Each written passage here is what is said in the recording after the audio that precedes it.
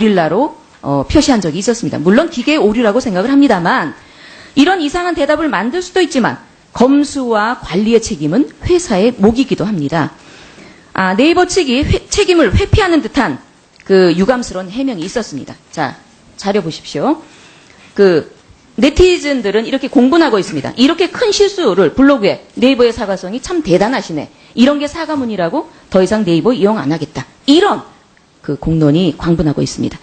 이후 네이버 측은 번역팀의 공식 사과를 통해서 네이버 본사가 직접 공식 사과문을 게재했다는 것을 주장하고 있습니다. 그래서 찾아봤습니다. 네이버 나열이라는 아주 자그마한 공간에 올라 있었습니다.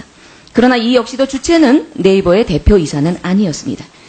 해명글에 달린 댓글은 불과 6글자에 불과했지만 애초에 사람들에게 많이 노출되는 공간을 찾아 올렸다고 보기에는 진정성이 의심되는 대목입니다. 네이버 공식 사과문은 대표가 낸 것과 동일하다라는 궁색한 해명을 하기에 이릅니다. 해당 네이버 공식 블로그에는 김상현 대표께서 직접 본인의 이름으로 여러 가지 내용을 멘트한 글들이 몇 가지 있었습니다. 대표적인 것이 룸사롱 키워드에 대한 김상현 대표의 직접적인 해명 글이 게재됐습니다. 이 룸사롱이란 특정 검색어는 성인 인증을 해야만 검색어를 리서치할 수 있는 그런 논란이었습니다. 네이버는 이러한 룸사롱의 키워드 이슈가 위안부의 표기 오류보다도 더 중요한 중대 사안이었다라는 이것을 좀 판단해서 이런 오류를 범한 게 아닌가 하는 그런 생각이 듭니다. 그래서 결론적으로 본 의원은 이런 포털 사이트인 대한민국의 대표적인 인터넷 사이트 네이버가 한 해명에 대해서 참 진정성이 없다. 이런 판단을 합니다. 장광현 내 생각은 어떠십니까? 제가 미처 확인을 못했는데요. 이건 굉장히 부적절한 부분인 것 같습니다. 강력한 여가부의 입장이 전달이 돼야 될 거고요. 대표이사의 아주 진정성 어린 그런 사과와 해명이 필요하다고 생각됩니다. 동의하십니까? 네, 저희가 별도 조치를 하도록 하겠습니다. 네, 이어서 하겠습니다. 장관님, 국정과제 중에 하나인 미래 여성 인재 10만 양성 사업 알고 계시죠? 네. 예. 현재까지 상황이 어떻게 진행되고 있죠? 지금 작년에 7만 9천 명 정도 등록이 됐었고요. 네. 올해 추가로 8만 명 이상 등재가 진행이 되고 있습니다. 그렇죠. 지금 네. 한 거의 거의 10만 명의 네. 목표로 지금 진행하고 계시는 아주 고묘적인 판단 결과로 수치로는 볼 수 있습니다. 그런데 이런 10만에 이르는 데이터베이스를 갖고 구축된 이 인재를 과연 어떻게 활용을 할 것인가, 이렇게 제가 좀 한번 좀 살펴보았습니다. 그래서 여가부가 제출한 자료를 보면 DB를 활용해서 정부기관에 2만 1,000여 명에 달하는 여성 인재를 추천한 것으로 나타나고 있습니다. 그렇죠? 네. 예.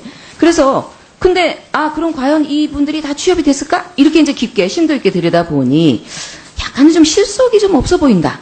이런 본 의원이 평가를 하는데 이르게 됐습니다.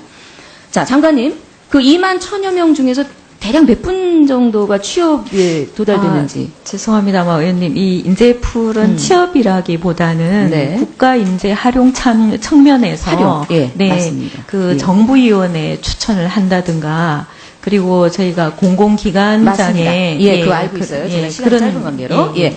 그래서 반드시 이게 다 실업률을 보충하는 취업까지는 아니더라 하더라도 목적이 취업은 아닙니다. 예. 물론 압니다. 인재 네. 활용이라는 것은 어떤 페이머니를 받는 것도 있겠지만 필요한 소재에 쓸 수 있는 인력의 재창출 이런 부분이 되거든요. 그래서 2만 1,000여 명 중에 여가부에서 추천한 인사는 3,734명이었습니다. 그리고 국가인재 DB를 통해서 여성 부분만 차용해서 본 여가부의 실적은 아니라고 평가가 될 수 있습니다. 3,734명 중 대략 이제 활동성의 영역을 확보한 사람들 경우에는 479명으로 합격률이라고 좀 표현할까요? 이런 인재 활용 중에서 네. 473명의 수치적으로 13%의 확인이 되었습니다. 이런 정도면 조금 실효성에서는 약간 부족하지 않나, 이런 좀 평가가 좀 나온다고 볼 수 있습니다. 그래서 마치 2017년도에 설정하고 있는 10만 명 인재 양성 DB, 이것에 너무 급급해서 숫자적으로 완결도를 보이기 위한 어떤 성급한 이런 것이 아니었나, 좀 숫자 불리기에 급급한 건 아니었나, 이런 생각이 좀 들었습니다. 그래서 저는 본 의원이 생각을 할 때는 이제는 어떤 숫자적인 급급한 완성도보다는 조금은 내실을 기할 수 있는 그런 곳에 조금 다져야 되고, 여성 인재 DB가 국가 관련 기관에 국한되는 것보다는 조금 민간 영역까지 넓혀서 실제로 이런 그 분야에 많이 활용될 수 있는 그 방안이 좀 구체화되어야 되지 않을까, 이런 생각이 듭니다. 장관의 의견을 좀 듣겠습니다. 네. 의원님께서 지적하신 활용도 부분은 우리 여성가족부에서도 굉장히 고민을 하고 있습니다. 다만 이렇게라도 하지 않으면 여성 인재라는 부분이 축적될 수가 없고, 과거에서는 이런 정부위원회도 늘 하는 얘기가 적절한 여성 인재가 없어서 우리가 위원회에 위촉을 못한다. 인재가 없기 때문에 못한다. 이런 답변들이 많았기 때문에. 그럼 장관님께서 거꾸로 따지십시오. 예, 그래서 인재를 이렇게 많이 올렸는데 네네. 왜 발탁을 하지 않는 거에 대한 분명한 이해와 해명을 반드시 장관님은 따지셔야 됩니다. 네, 그래서 예. 저희가 축적이 우선적으로 필요했었고, 이 부분은 앞으로도 더 필요하다고 보고 있습니다. 다만 국가인재 DB와 여성인재 DB가 지금 한 틀에 같이 있어서 우리 여성가족부 입장에서는 국가인재 DB로 등록된 분들을 별도로 저희가 관리할 수 있는 권한이 없습니다. 그 부분에 대해서 근한 이양 요청을 인사혁신처에다가 요청을 했고요. 그리고 이후에도 정부위원회에 원래 지금 37% 정도 여성들이 위촉이 되고 있습니다. 이럴 때 좀 더 적극적으로 활용을 하고, 의원님께서 지적하신 민간 부분에도 저희가 앞으로는 좀 그 여지를 살펴볼 예정입니다. 예를 들어서 민간에도 여성 임원을 임용을 하는데 자기들 풀에서는 좀 부족하다는 얘기가 나오기 때문에 저희가 제공을 해줬으면 하는 의견이 상당히 큽니다. 다만 어떤 문제가 있냐면 개인정보라는 입장에서 저희가 한계를 가지고 있습니다. 그래서 개인정보를 누설하지 않은 상황에서 인재를 활용할 수 있는 방안이 무엇인지 지금 굉장히 심도 있게 고민을 하고 있기 때문에 의원님께서 지적한 바대로 축적과 더불어 활용에 대한 심도 있는 저희가 고민을 좀 하고 있습니다. 그래서 좀 정리가 되면 의원님들께서도 많이 협조해 주시면 민간 영역까지에도 우수한 여성 인재들이 좀 폭넓게 진출할 수 있다고 기대하고 있습니다. 네, 김슬래 의원님 수고하셨습니다. 의원님들 오전 질의는 저희가 12시 30분까지 해서요. 이따가 송혜경 의원님까지 하게 되지 않을까 싶습니다. 참고하시기 바랍니다. 예, 다음으로 국민의당의 김삼아 의원님 질의해 주시기 바랍니다. 장관님 이미 앞에서 여러 의원님들께서 지적을 하신 바가 있는데 위안부 문제와 관련해서 128 합의 이후의 첫 국감입니다. 그와 관련해서 관련된 외교부 장관이라든가 동북아국장이라든가 화해치유재단 이사장에 대해서 당연히 증인으로 불러서 사실관계를 물어야 되는데도 불구하고 하나도 증인으로 채택되지 않고 이렇게 국감이 진행되는 것에 대해서는 본 의원도 매우 안타깝고 또 유감이라는 말씀을 드립니다. 그와 관련해서 몇 가지 좀 질의를 하겠습니다. 장관님 개인 간에 계약을 하거나 합의를 할 때도 그 문구가 굉장히 중요하지 않습니까? 네. 네. 근데 하물며 나라 간에 어떤 합의를 한다 할 경우에는 그 문구 하나하나가 굉장히 중요한 의미를 갖는다는 것은 아마 장관님도 잘 아실 거라고 생각을 합니다. 그 부분과 관련해서 한번 질의를 하겠습니다. 넘겨봐 주시죠.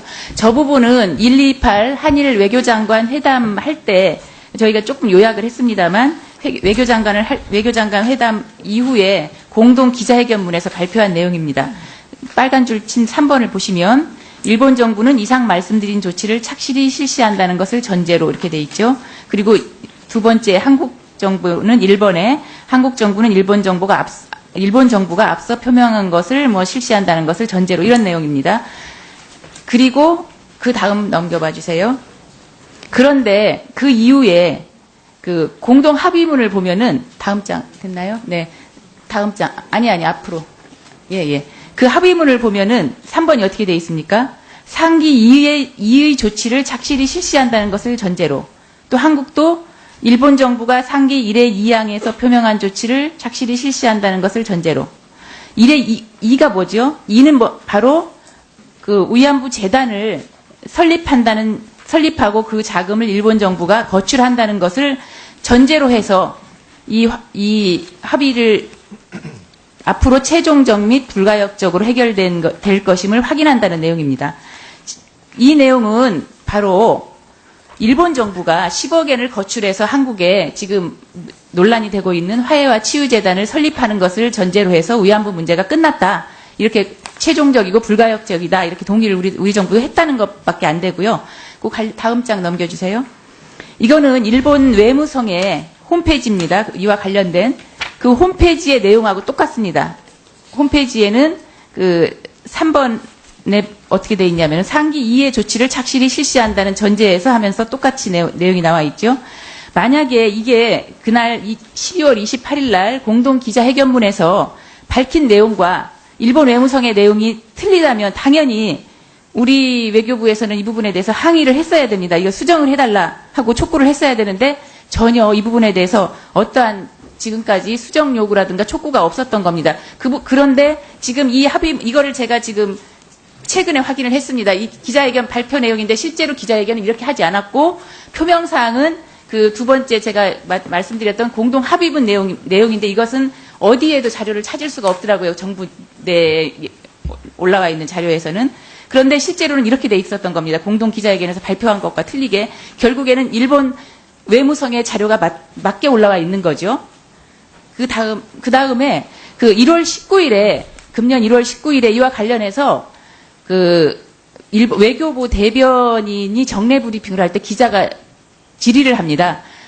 아마 이 자료는 없었던 것 같습니다. 기자도 보지를 못했는지 공동 기자회견에서 말한 내용과 일본 외무성의 홈페이지에 걸려있는 합의문 내용이 틀린다.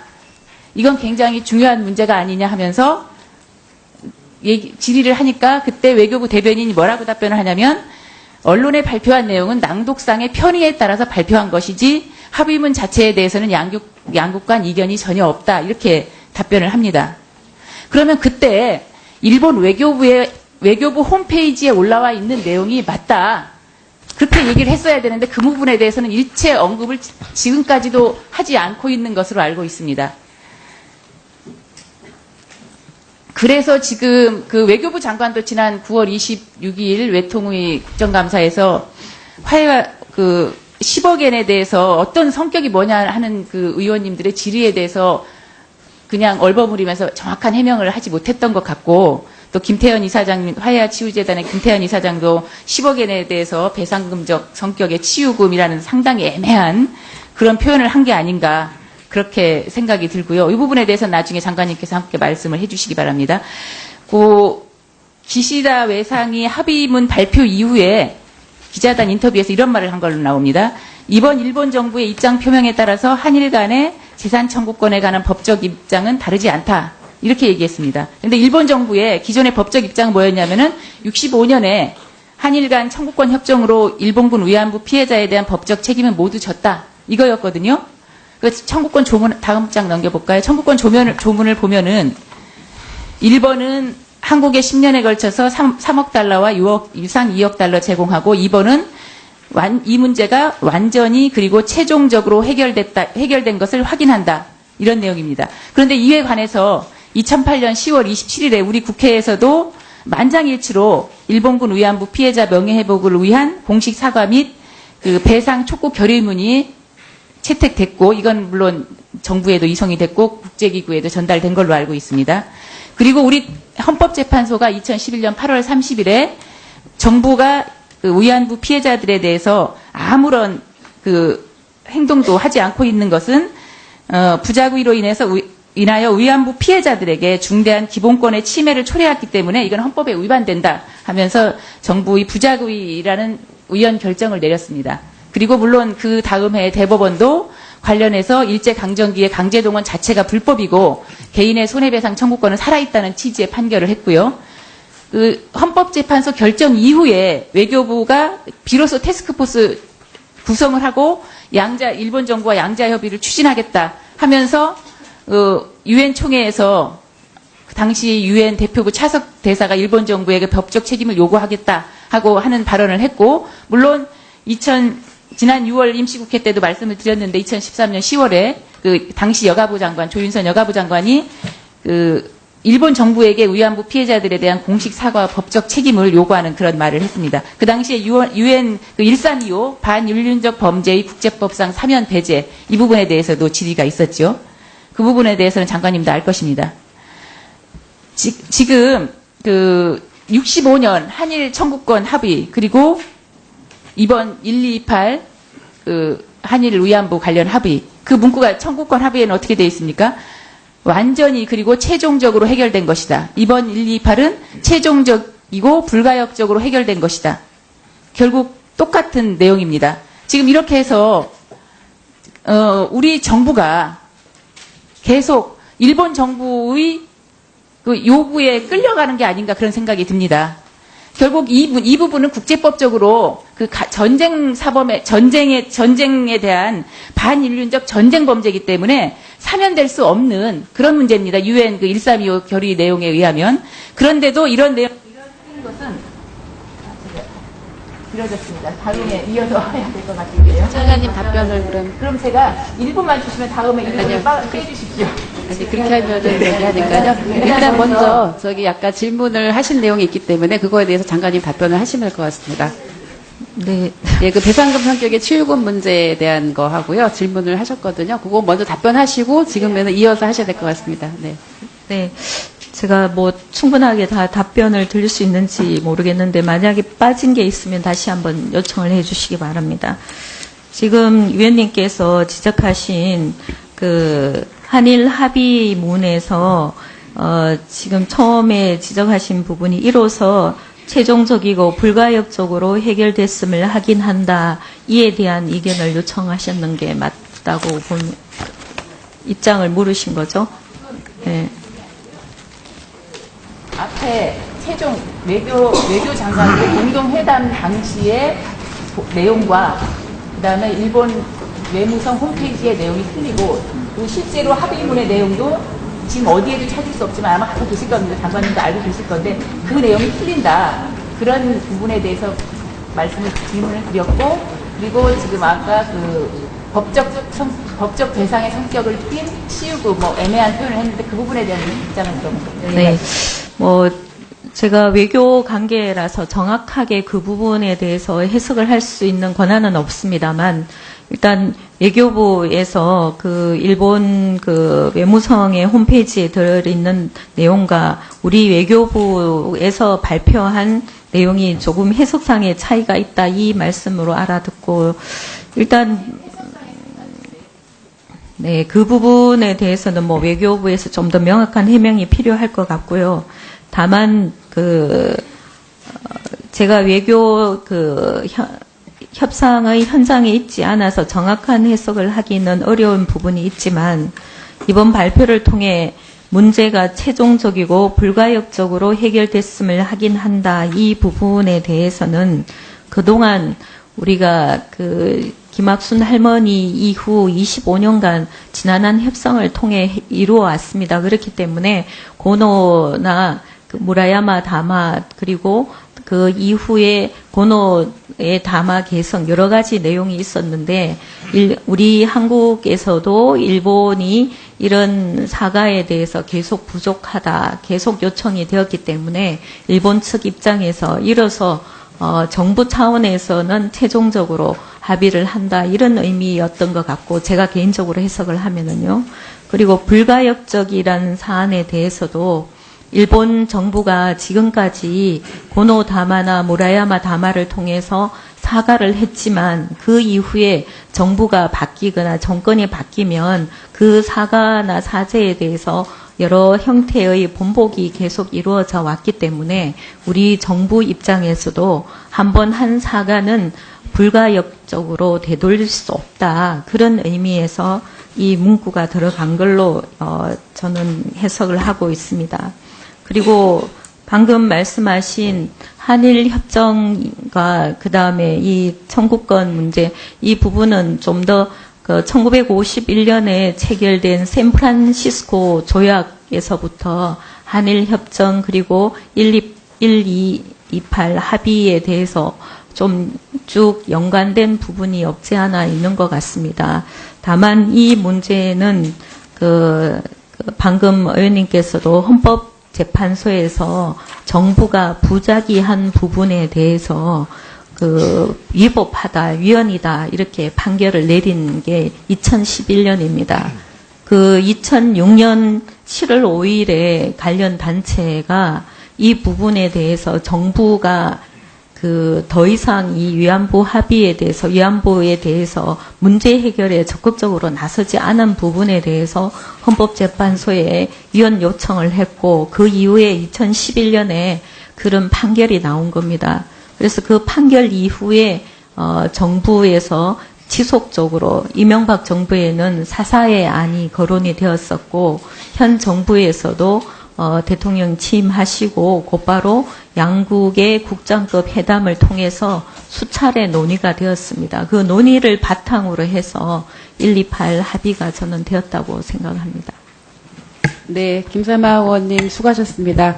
앞으로 좀 1분 1답 방식으로 진행을 해주시길 좀 부탁을 드리겠습니다. 다음으로 더불어민주당의 문명 의원님 질의해 주시기 바랍니다. 네, 문명입니다. 국민께 낮은 자세로 국회가 임하는 것은 당연하다고 생각합니다. 그러나 주무부처인 여성가족부도 그리고 화해치유재단도 그 운영과 관련된 자료 요구에 묵묵부답 시각 끌기, 자료 미제출 등 매우 불량한 태도를 보여왔습니다. 이를 책임지고 있는 장관의 국회에 대한 존중의 태도가 전혀 없음, 그것은 국민에 대한 무시라고 볼 수 있습니다. 정부의 예산, 국민의 혈세가 투입된 화해치유재단의 운영에 대해 국민을 대신하는 국회가 아무것도 할 수 없는 것입니까? 장관과 여가부가 국민의 소리를 듣지 않는 벽이라 할지라도 제가 할 말을 하겠습니다. 강은희 장관님은 국회의원으로 재직하셨던 분이라 국회의 임무와 기능, 국회의원의 막중한 임무를 모르는 상황도 아닐 텐데 여성가족부가 이런 태도를 보이는 것에 매우 심각한 유감을 표하면서 말씀을 드리겠습니다. 이번 박근혜 정부의 1228 일본군 위안부 피해자 할머니 문제에 대한 한일 협상을 지켜보면서 든 생각을 말씀을 드리고 끝에 장관의 의견을 듣겠습니다. 일본은 이번 1228 합의의 주요 이유로 자신들의 후손에 부담을 덜어주기 위함이라고 했습니다. 저는 포스코가 지원한 돈으로 운영된 학교인 포스텍을 졸업했습니다. 포스코에는 우양우 정신이라는 것이 있습니다. 제철소를 건설하면서 고 박태준 이사장께서 이렇게 말했습니다. 포항종합제철은 조상의 피해 대가로 짓는 제철소이다. 실패하면 조상에게 죄를 짓는 것이다. 실패하면 우리 모두 우향우 해서 영일만 바다에 빠져 죽어야 한다. 라고 말하고 비장하게 제철소를 세우고 경영했습니다. 바로 저는 대일 청구권 50년 전 대일 청구권 자금으로 만든 돈으로 공부한 사람입니다. 그 사실을 알고 저는 민족과 역사에 평생 빚진 사람으로 살아온 듯합니다. 그래서 이번 박근혜 정부와 대한민국 정부 그리고 여성가족부 장관에게 한마디 하겠습니다. 박정희 정부가 1965년 맺은 한일 기본조약의 가장 큰 문제점은 일본이 행한 잔혹한 학살과 제약을 직시하지 않고 합의했다는 점입니다. 당시 우리나라 살림이 공공했던 것을 감안하더라도 그것은 국민에게, 대한민국 정부에게 죄를 짓는 것이었습니다. 특히 일본군 위안부로 끌려갔던 여성과 강제징용, 동원된 분들에게는 씻을 수 없는 상처를 남겼습니다. 1228 합의를 밀어붙인 2015년은 한일 기본조약 체결, 이른바 한일 국교 정상화 50주년이 되는 해였습니다. 대한민국 정부, 박근혜 정부에게는 그당 2015년 두 가지 길이 있었습니다. 50년 전 외면했던 일본의 잔혹한 학살과 제약을 직시하거나 그렇지 않으면 50년 전 과오를 덮고 망각의 길을 택하는 것이었습니다. 2015년 12월 28일 한일 합의는 일본의 야만적 제약에 대한 망각의 길을 택한 것입니다. 2015년 6월 22일 한일 국교 정상화 50주년 기념식에서 박근혜 대통령은 외무장관이 대독한 연설문을 통해서 50년 전 박정희 대통령이 했던 한일 기본조약 체결을 이렇게 평가합니다. 반세기 전 오늘 양국은 20세기 전반 불행했던 관계를 극복하고 화해와 상생의 새로운 시대를 열어나가고자 합니다. 그러나 그 50년 동안 우리 국민은 저처럼 죄진 마음과 씻을 수 없는 상처를 안고 살았습니다. 그리고 이후 계획에 대해서 이렇게 말합니다. 양국의 가장 큰 장애 요소인 과거사의 무거운 짐을 화해와 상생의 마음으로 내려놓을 수 있도록 만들어가는 것이 중요하다고 평가했다. 아버지 박정희 대통령이 한 일을 이어받아 딸 박근혜 대통령이 역사와 진실의 문을 닫아버린 것입니다. 과거사를 무거운 짐으로 규정하고 내려놓자고 일본에 말하고 있습니다. 아버지 박정희 대통령이 50년 전 합의한 한일 기본조약을 딸 박근혜 대통령이 50년 만에 마무리하겠다고 이렇게 서두른 것입니까? 박근혜 대통령 개인적으로는 효도일지 몰라도 국민과 피해 당사자들의 가슴에는 두 번째 대못이 박힌 사건입니다.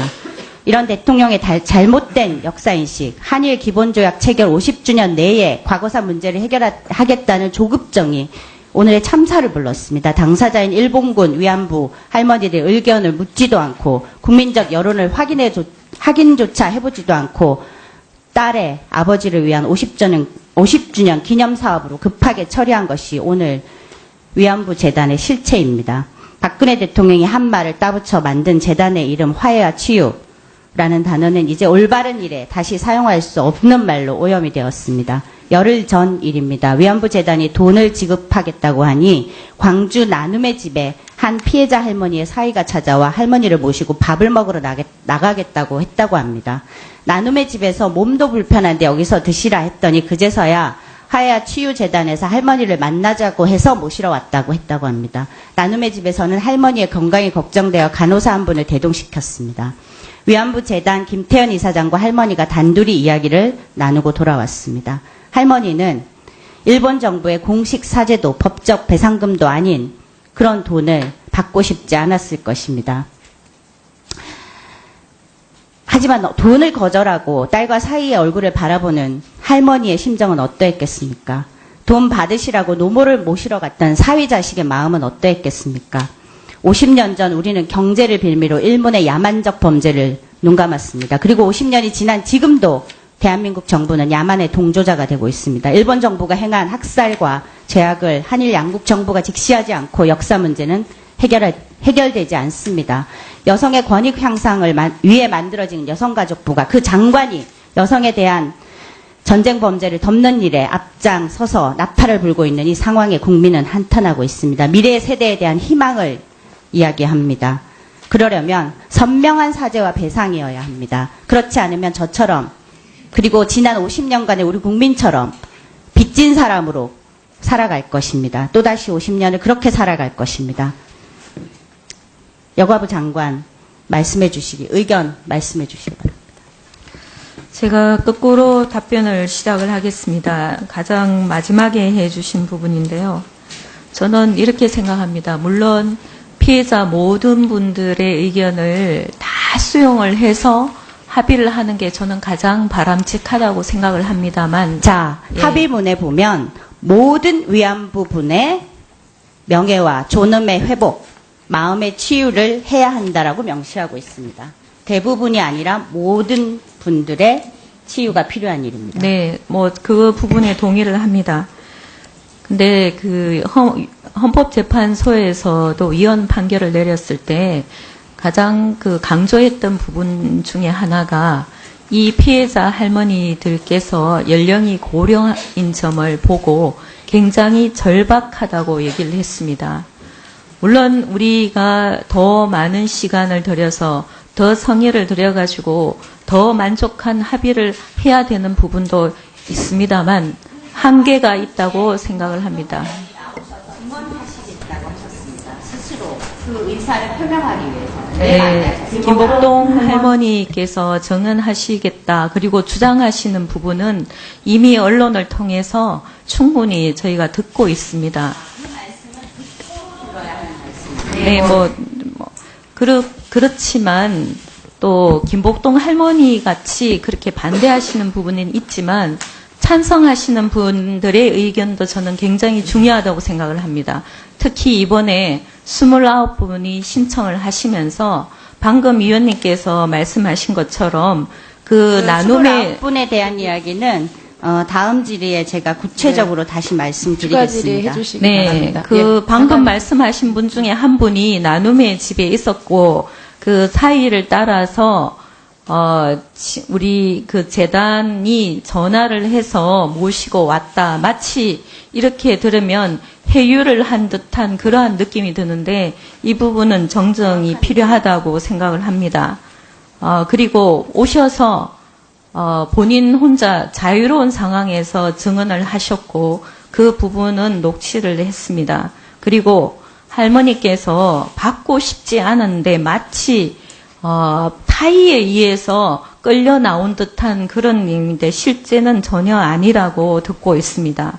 그리고 나눔이 집에서 그때 그 한일 합의에 의해서 반대했던 재판을 청구했는 부분도 이후의 할머니께서 증언을 보면 정대협 윤미향 대표가 어제 인터뷰에서 말을 한 것이 있습니다. 정부가 접촉할 때 피해자 할머니의 증언 중에 네, 알겠습니다. 일본 정리해 정부가 주시죠. 배상했다라고 말했습니다. 네, 추가 질의 좀 해주시고요. 예, 장관님 일단 답변 다 제게 하셨습니까? 답변할 기회를 주시면 감사하겠습니다. 아니요, 그래서 답변하셨고요. 지금 예, 왜냐하면 그 아닙니다. 관련해서 저 위원장님, 네. 그 답변이 지금 진행되는 도중에 질의를 다시 하셨기 때문에 이 부분은 말씀을 드려야 맞는 것 같습니다. 빨리 마무리해 주시기 바랍니다. 예, 할머니께서는 받고 싶지 않고 이런 상황이 전혀 아닙니다. 보시면 그 나눔의 집에서 할머니들의 도장을 일방적으로 그 도장을 달라고 할 때 취지와 다르게 재판을 신청한 그런 형태로 도장을 사용했고 그 다음에 할머니께서는 그 사실에 대해서 전혀 모르셨습니다.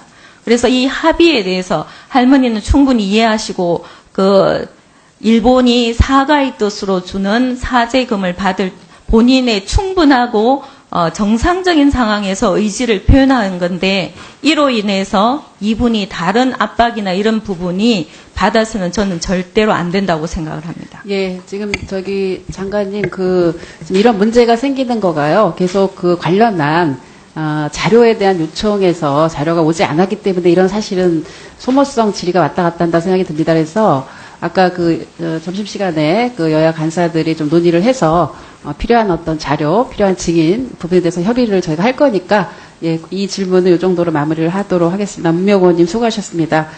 다음으로 새누리당의 박인숙 의원님 질의해 주시기 바랍니다. 예, 새누리당 송파갑 박인숙 의원입니다. 저는 좀 주제를 바꿔서 그 성매매법에 대해서 말씀드리겠습니다. 2004년에 만들어졌죠. 근데 그 법을 보면은 이제 법무부 법에 성매매 알선 및 행위의 처벌에 대한 법률과 여가부 법은 성매매 방지 및 피해자 보호. 그러니까 목적이 방지 예방의 성매매를 하지 말고 성매매를 한 사람을 보호하고 그러니까 성을 판 사람, 행위한 사람을 보호하고 피해 회복, 자립, 자활이죠. 지원하는 것을 목적으로 한다. 근데 보면은 지금 처벌만 하고 이 사람들에 대한 피해자들에 대한 보호, 여기에 대한 거는 조금 미흡한 것처럼 보여요. 예. 보면은, 이게 옛날에 2000년도에, 그러니까 화재로 사망했죠. 네. 저희 오래전이지만 그때 너무나 저도 가슴이 아파서 기억이 나거든요. 찾아보니까 그게 네. 2002년에 군산에서 14명이 한꺼번에 사망했죠. 그러고 그 전에도 또 있더라고요. 2000년에도 5명이 또 군산이에요. 왜 그런지.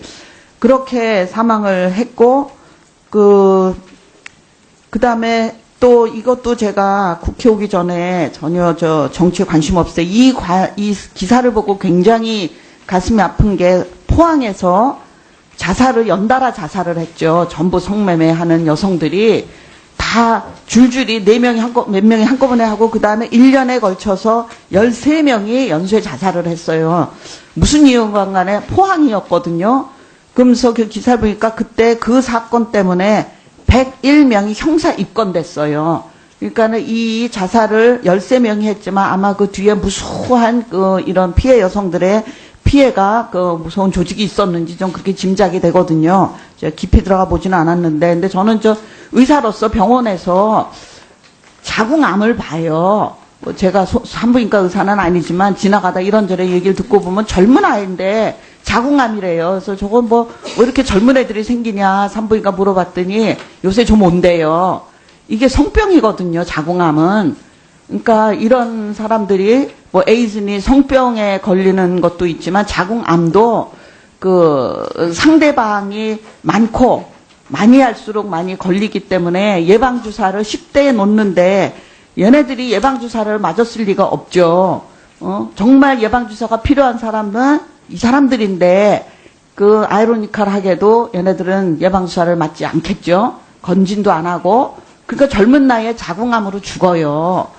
근데 그것뿐만 아니라 저는 이제 3가지 피해를 들 수 있는데 이 아까도 그 포항 자살이나 이런 감금되고 노예 생활을 하면서 폭력, 뭐 협박, 감금, 이 법에 전혀 보호를 받지 못해요.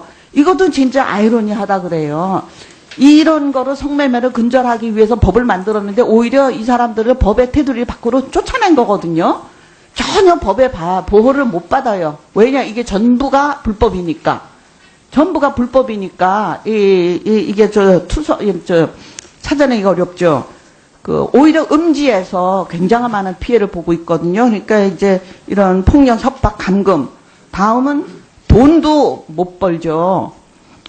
좀 놀라운 게 저도 이번에 보다 보니까 하루에 3명에서 7명을 상대하는 거로 평균이 나오더라고요. 그 연구를 해보니까. 근데 뭐 9만 원에서 20만 원 이렇게 돼요. 근데 이 사람들이 거의 돈을 뺏기잖아요. 예? 먼저 선불해가지고 무슨 빚으로 전부 자기가 돈을 못 가져가고 전부 빚에 굴레해서 헤어나지를 못해서 이렇게 되는 거고 또 하나는 아까 말씀드렸듯이 신체적인 질병을 얻고 정신적인 질병을 얻고 뭐 이런데 통계가 없더라고요. 통계가 굉장히 부정확하게 전부 불법이니까 전부 수면 아래에 있으니까 통계를 낼 수가 없고 자꾸 음지에서 이게 퍼져나가잖아요. 그래서 저는 사실 성매매 특별법이 얼마나 옳은지 잘 모르겠어요. 이거를 좀 용감하게 바꾸자 하는 사람들도 있는데 전에 한번 여가부에서 토론회 할 때 가보니까 성매매 특별법이 굉장히 필요하다. 이래서 이게 줄어든다. 세계적인 통계가 성매매가 줄어든다. 이 법 때문에. 그래서 아니 그게 아니라 오히려 더 음지로 가서 더 풍선 효과가 나지 않냐 그랬더니 아니래요. 그래서 저는 그건 알 수가 없는데 그러니까 이러니까 해외 원정 성매매도 굉장히 많은데 이것도 통계가 뭐 몇백 명뿐이 안 되더라 한 600명 뭐 이렇게 법적으로 걸리는데 그거는 제가 생각하기에 빙산의 일각 같아요. 그 해외 나가서 또 해외 망신이기도 하고. 근데 정부 지원금도 보니까 한 사람에 760만 원의 뭐 재활금 이게 책정이 되는데 2004년 이후로 동결돼 있어요. 그러니까 이것도 마찬가지로 이게 다 위법이니까 없는 사람이야 유령이에요. 그러니까 저는 옛날에 이 법이 생길 때 저도 생생히 기억났어요. 그때 모자 쓰고 안경 끼고 마스크 X잔 마스크하고 우리도 세금 내고 싶다. 그리고 데모했었거든요. 그러니까 이 사람들은 이제 우리나라 공식 통계 없는 사람들이에요. 그러니까 보호를 못 받죠. 오히려 이것 때문에. 근데 그 법에는 실태조사를 3년에 한 번씩 하게 돼 있더라고요. 근데 그게 얼마나 정확한지는 아무도 알 수가 없죠. 그래서 이제 올해 연말에 하면 또 통계가 나오겠지만 저는 그거 조금 더 자주 해야 된다고 생각하고, 예. 거기까지만 좀 말씀을 드리고, 가출 청소년도 이제 성매매에 이제 굉장히 많이 노출돼 있잖아요. 근데 이 법을 만들 때하고 지금하고 이제 모바일 환경이 굉장히 많이 바뀌었잖아요. 인터넷이나 스마트폰으로 그냥 순식간에 올리면은 순식간에 막 몇 명이 온대요. 그래서 보면은 이게 또 굉장히 걱정스러운 통계가 가출 청소녀, 남자애들이 아니고 소녀들의 10명 중에 3분의 1이 성폭력 경험을 했고, 또 놀라운 게 평균 나이가 15살이에요. 그리고 얘네들의 3분의 1이 5번 이상 계속 반복적인 가출을 하고, 이 중에 한 30%가 자살을 생각을 했고, 26%는 정신과 치료가 필요하다. 그러니까 조금 다르기도 하고 비슷한 얘기도 한데, 이런 거에 대해서 여가부가 좀 더 다른 문제로도 복잡하지만 예산도 많이 충분하지 않겠지만 이 성매매 특별법에 대해서 조금 이게 이제 다시 한번 생각을 해봐야 되지 않나 그런 생각이 듭니다. 네, 좀 답변을 좀 해보시죠. 일단 첫 번째 성매매 단속 중에 이제 뭐 단속 때문에 여성들이 그때 잘못해서 사망하는 경우 피해를 단속을 피하다가 그런 문제도 계속 또 일어나는 부분이 있어서 경찰청에 단속 시에는 그런 피해에 대해서 네, 저는 단속보다는 이 네, 뭐 사람들의 단속해도 그 어차피 네, 네. 계속 끊임없이 이게 뭐 세상 지구가 생기고 가장 오래된 뭐 그런 거 아니에요. 근데 이 여성들의 보호에 좀 초점을 맞춰줬으면 좋겠어요. 네. 예. 그 잡아가는 건 법무부에서 하고 여가부에서는 이 여성들의 뭐 자발적인 사람이 몇 %나 되겠어요. 이 사람들의 보호, 그 치료해주고 자활에 조금 더 많이 투자를 해야 된다고 생각을 합니다. 예. 네, 그렇게 뭐 생각하시죠? 일단 단속에 대해서 단속 시 문제가 되는 부분은 저희가 경찰청에 지속적으로 요청을 해서 단속 중에 생기는 무리한 일들은 많이 줄어들고 있습니다. 다만 이제 의원님께서 주로 지적하신 부분이 성매매 피해 여성들의 보건 건강 그리고 자활 지원 부분인데요. 예, 그래서 단속이 돼서 이제 발각이 된 경우에는 그 범죄화하기보다는 성매매 피해 여성들을 지원해주는 지원 시설로 이송을 하고 있습니다. 현재는 거기에서 건강이나 이런 부분도 지원을 해주고 있고 자립에 대한 부분도 지원을 해드리고 있습니다.